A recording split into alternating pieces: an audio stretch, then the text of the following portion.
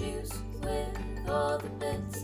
Juice with all the bits. It's a podcast. Hi everyone, I'm Meg. And this is Dan. And you're listening to Juice with All the Bits. Thank you for joining us. We've got a really, really exciting episode ahead, especially as it's National Apprenticeship Week this week. So a great way to kick off the week with a podcast release. And we've got some wonderful guest speakers. But first, you may recognise Dan's voice for those who joined us for our first episode on busting apprenticeship myths. So he was a guest on that podcast, but he's now joined us permanently as a co-host. After the success of the first podcast, we decided to invite him back. And yeah, it's nice to have you back, Dan. Absolutely. Thank you very much, Megan. And to the Juice team for inviting me back. I was shocked, but also happy to come back because I love apprenticeships and I love content creation. I'm actually really excited about the guests we have got today and the topic we'll be discussing. As we say, National Apprenticeship Week this year. The theme is Skills for Life. So we'll be diving into our guests' journeys in their own apprenticeship. So we've got Ayra Asif and Emma Green with us today. How are you both doing? Hello. It's nice to have you here. Thank you for having us. Oh, Yes. good. Thank you for being here. Before we jump into things, I believe Megan is going to share our apprentice highlight. Yes, so for those of you who are joining for the first time, each episode we have an apprentice highlight, basically to showcase all the amazing things our apprentices are getting up to. So this episode's highlight goes to Megan Roberts. So she is currently working at Manchester Airport and had a load of travel and tourism students come to visit her workplace, and she delivered a talk and did a fantastic job. So a massive well done to Megan Roberts. Yeah, shout out to you, Megan. Awesome. So, as we said, this week we are joined by Ayra and Emma, who have both completed the apprenticeship at different times, so their version will be slightly different to ours and Meg's, so we'll kind of get a peek into what their time was like and what their journey has been since, what they've been up to. Alrighty, and I believe without further ado, Yeah, jump let's right in. get on with the questions. So, first of all, if you just let us know a bit about your Juice story, really. So, what cohort you were in, what company you were working at, how you found the apprenticeship in general, just a little bit about your journey doing the apprenticeship. So, Emma, should we start with you? Of course. So I'm a bit of a Juice Academy veteran now. I was even trying to remember which cohort I was on, and I think it was 17, which Wow. going way back now. I loved it. I got into kind of Juice in a very sort of different way. I was doing a bit of work experience with the Northwest Business Leadership team at the time, which Tangerine are part of, they sit on the board. And then it got highlighted to me through that. So I kind of came along, and I can say the Juice Academy absolutely transformed kind of my whole career path and everything by doing an apprenticeship. And now I'm the communications manager at Peel L&P. Oh, lovely. And how about yourself, Ayra? How did you find the apprenticeship, and what cohort were you in as well? So I was in cohort 28, so it wasn't too long. It was one of the COVID cohorts, so it was online. And then my journey to finding Juice is a bit of an odd one. So I was going down sort of an English literature route in college, and then I wasn't really feeling it, I'll be honest. So we saw this like event thing, and me and my friends were like, yeah, we don't want to go lesson, let's all just sign up. Signed up and had like the best time, and Juice had a stand there, and there was an ex-apprentice there. Oh. And she told me all about Juice and like what it was, and I was like, wait, this is what I've been looking for, because Juice was like the last stand I had visited, so I'd gone around to so many different things. Best like to last. PR, like it was like PR, media, like there was an ITV stand. So then after that, I just applied essentially, and then got it. And yeah, so now I'm an operations manager at a digital marketing agency called Lightbulb Media. And it's like the best thing. Oh, amazing. Oh, that's awesome. Alrighty, we'll jump straight into the second question for this one. Actually, it's quite interesting you were telling us about kind of how you found Juice. So if you could maybe rewind back to that day, we'll start with you again for this one, Ayra. If you could give yourself any words of advice, maybe at the start of your apprenticeship, what would that look like, do you think? I think advice, this is going to be so cheesy, I'm proper like cheesy person, but I think it's lessons aren't always on paper. And I think that, like, any education that you do or any workplace that you go to, sometimes you will get a bit like, I don't really want to learn that, or like, what am I, like, even imposter syndrome, and you're like, I've not learned anything. And then actually, when you reflect back and you're like, oh my gosh, I learned so much in such a short amount of time, it just wasn't on paper. It wasn't education that is like traditional. And so I think if I kept that lesson right at the beginning, I think I would have been a bit more motivated and like I would have dealt with a lot less, because I'd be like, everything is a learning opportunity and take advantage of that. Oh, I love that. That'd be my advice. One thing I remember actually is, and I find it quite funny, I love your sort of like motivational quotes as well, because one that sticks in my mind from a discussion we had, I think it was last year for National Apprenticeship Week, was saying about how your mind is like a parachute. Yeah.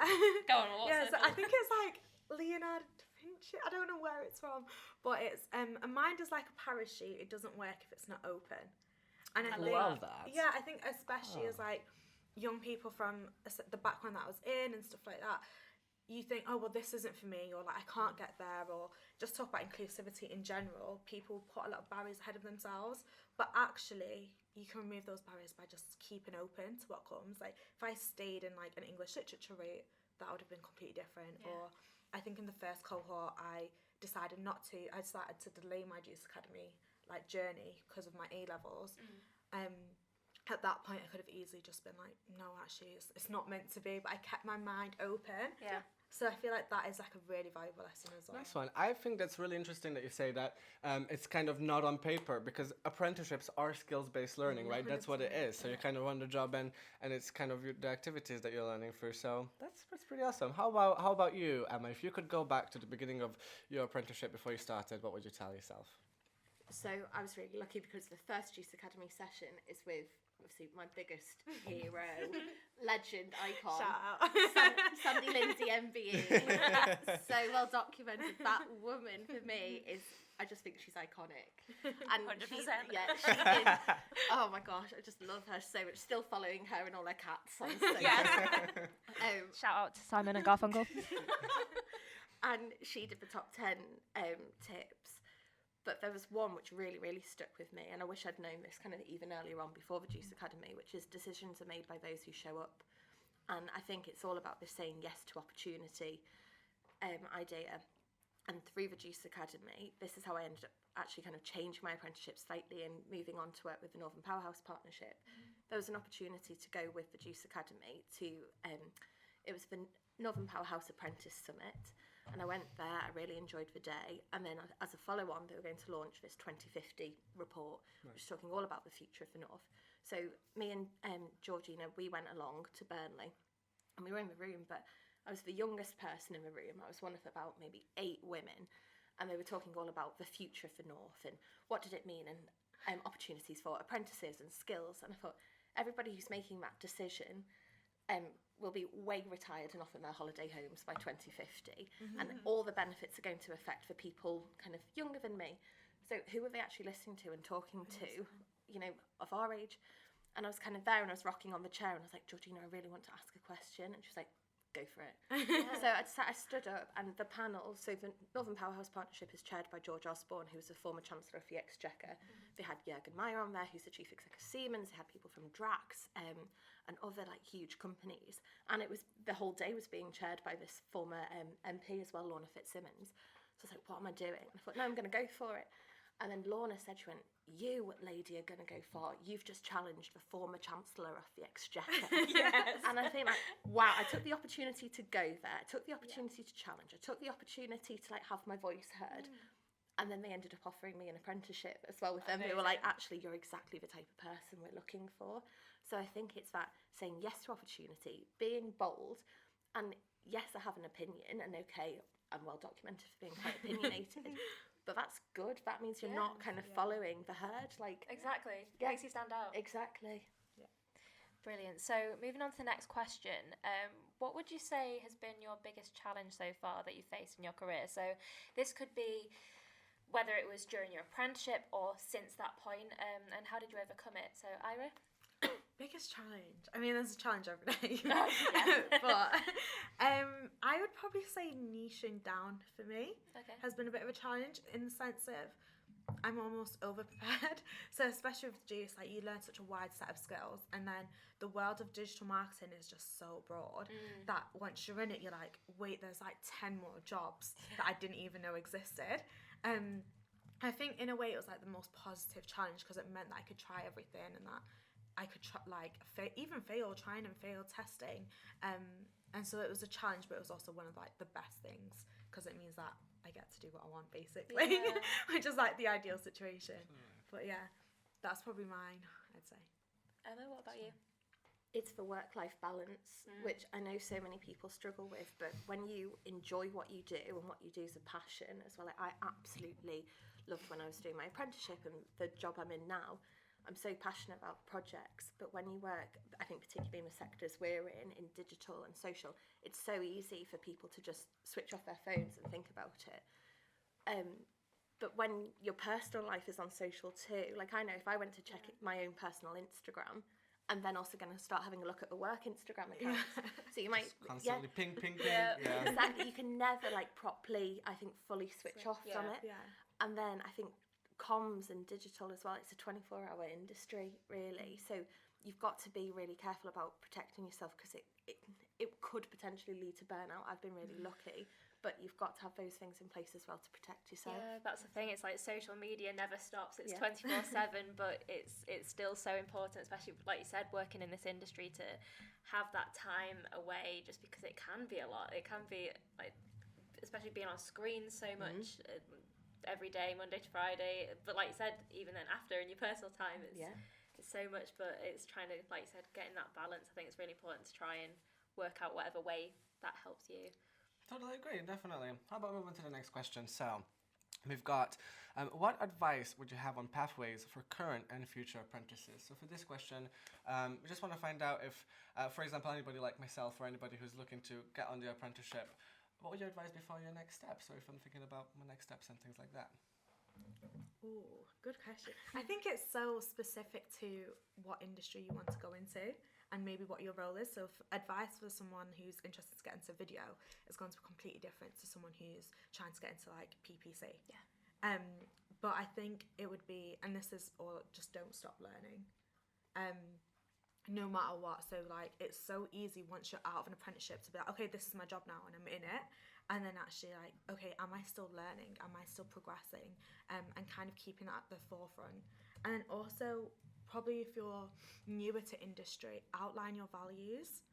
And it sounds, again, really cheesy. And it's sort of the stuff that I would roll my eyes at because everyone hears this word values. But actually, if you have your core values, any opportunity or any task that you're given, you can ask yourself, does this align with what I want to do and where I want to progress? Yeah. So like for mine, it's like ethics, playfulness, self-development, things like that. So even if you're getting a promotion, is this the right promotion for me? Does it align with what I want to go into? So I think, yeah, values and probably like don't stop learning. I love that don't stop learning as well, especially as it ties so perfectly into Skills for Life theme as part of National Apprenticeship Week. No, certainly. Quite interesting one. How about for yourself, Emma? Oh, I know the word terrifies people, but it's network. But if you strip it back, it literally just means talking to people. Yeah. It's relationship building, and people do it so easily. But as soon as you say the word networking, people get really nervous about it. But it means if you know people in the room or you reach out to them online, you get the relationships going. If it's a skill which you might not know, you might have somebody in your network who knows it, and you can just reach out then. So I think you'd have no idea about a conversation with someone or relationship you build, what that could go on to. Absolutely. I think to circle back to one of the tips you mentioned from Sandy. So actually she's still doing those tips. So you were in cohort 17. I'm in cohort 37. That's crazy. But even now she's doing it. So she gave us those tips as well. Yeah. One that stood out to me was about networking from Sandy. And her advice is that if you go to a networking event, if you feel like you don't know what to say, or maybe you just are scared to talk to people, it's always easier to start the conversation with asking about the person you're talking to and making the conversation about them. And it's really interesting. I think Sandy mentioned when she was explaining the 10 tips to us that she actually had a conversation with somebody in a similar approach at a networking event, and at the end of that conversation, Sandy pretty much just knew everything about that person, but that person didn't know anything about Sandy. However, despite that, at the end of the conversation, the person Sandy was talking to said, "You're so interesting." Constantly asking questions. Absolutely. So I think that's a brilliant one. Amazing. What is it? Like, it focus on being interested, not interested. Yeah. That's the one. I feel like yes. every apprentice I has know. those tips, like engraved into yeah. them. But like, even like online, I think personal branding, like, I used to think LinkedIn was literally for old white men who want to sell things. And actually, like, it's such a great way to just reach out to people, to like show what you're about, again, show what your values are, talk about your business. Like, I don't feel like that is also taught enough for people who are new to industry. It's kind of sometimes it's just seen as like an Indeed platform where you get jobs. And actually, like, if you are too scared to maybe go to an event and like talk to people, start online, because that's always like a good place. When you meet them, you can be like, oh yeah, I really like that post that you did, or hey, like I already know you online. It's easier to transition. Yeah. So I feel like that's also like really important. Great tip. Love it. Great tip. Nice one. Love it. Okay, so again, tying in with the theme of skills for life and how things like apprenticeships and stuff can provide you with those skills, what would you say are some transferable skills that you've learned that's been helpful for your future career? Ayra? I feel like there's so many. There is so many. One is probably just organisation. And I feel like you always think you're organised until you're not. Yes. And then you're like, oh no, I can be even more organised. I can be even more efficient. And I think that is probably the operations manager in me. Who's like, how can I make this the most smoothest process possible? And that is going to help any business that you go into, because if you can look at a business and say, this is how that can work better, this is how that can work better, and this is how I can do it, that is transferable wherever you go. Yeah. So I think organisation and not being afraid to like creativity when it comes to ideas, because those go hand in hand. When I first was going into like operations, my background is super creative, so everyone was like, you're gonna hate it. And I was like, no, you've misunderstood. The whole point is to think of creative solutions. So I think that is probably the most transferable skill. I love can use that. that everywhere, really. Think of creative solutions. It's quite I love an that. interesting one. How about yourself, Emma? Really similar. It would be that kind of creative solutions angle of, I think people who want to work in digital, social comms, there's that sort of storytelling element of it, there's the creativity element of it. So when some people are looking for just a black and white sort of yes, no answer, it can be such a good thing of actually getting a creative person's insight on it. And I think it's that being bold and to kind of back yourself a bit with those ideas and think, no, I'm actually a natural problem solver. Like this brand or this organisation I've been working with, if that's their employer, it might say, we haven't had any sort of sales in a while, or we haven't had, people just don't know our brand. Well, you can use that through social, you could use that through photography, you can use that through video, you can do it through just talking to people and networking online. So there's a whole new way of problem solving through digital and that creative thinking. Nice one. That's a really, really interesting one as well. Now, Last come question. to our very last question, guys. The end of this episode. And to end it off, this is a really interesting one. We thought it would be nice to switch it up the tone a little bit. What is it that you are working on at the moment? How about we start with you, Emma? What are you working on at the moment that you can kind of tell us? Yeah. Oh, I'm so lucky. So I work for PLL&P, which it's a family-run regeneration business, which kind of means they're looking at like spaces and places and how can they make them really fun and exciting. So they turned the wasteland at Salford Quays into Media City. Yeah. So that's they've always got amazing stuff going on there. But I think one of the biggest and most exciting projects we're working on at the moment is trying to bring the Ryder Cup to Bolton. Wow. So it's so cool, and I've been really lucky to kind of be empowered to do a lot of the community engagement side there. So looking at Hulton Park and thinking, how can we get the community like backing this and realising this is going to be a future space and place for them too. So we've had things like garden parties, a community cinema there. We've been working with Salford Archaeology and done like a huge big archaeological dig there, which is like fulfilling my time team fantasy. So that's great. And then other things coming up are Trafford City and looking how incredible that's going to be. So Peel are now operating Trafford Palazzo, which used to be part of the Trafford Centre in Barton Square. That's now something we're developing, and we've got really cool things coming like a brand new NERF action experience centre. There's going to be Kingpins, which will have like bowling, karaoke and all sorts of really brilliant things, and looking at places like Wirral Waters, Liverpool Waters, Chatham Waters, Glasgow Waters. Like there's these amazing spaces which are going to be absolutely transformed. And your revision is coming to Liverpool Waters. Wow. So can't wait to go down there. And a brand new Everton stadium. Hey, there you go. Yeah, so Peel's are very, very exciting. Busy. It's very activity up to your eyeballs. But it's brilliant, and I think having the breadth to work across all of them, it's fantastic. And Peel are really open at the moment to going, no, do you know what, let's change things up. How can we get people talking about us? We've got a 50-year legacy, but they're so open to now going, yeah, let's do things a bit differently. Let's get talking to people. It's that power of talking to people, which we're really embracing. Amazing. Oh, we absolutely love that. How about yourself, Ayra? Mine's all over the place. I do so much. But I think there's a few. I mean, we work with really cool brands for starters, and some of those are like really cool like hair salons in Belgravia. Then we do like news, like we're signing new clients like literally every day. But I think the most fun part for me is being involved in the recruitment side of things. I have found that I really like being a manager, and that's not just because I like telling people what to do, but I think it's also just like the excitement of seeing this business grow, because this is the same company I did my apprenticeship with when I was like 19, and now I'm turning like 21. So I think it's just seeing the business keep on growing and keep on getting like new clients and new people, and hiring from the Juice Academy, and like that's coming up, and it's going to be so weird, like on the other side. So I think that's obviously really exciting. And then so it's mainly more internal things that are happening right now, some things that I can't talk about.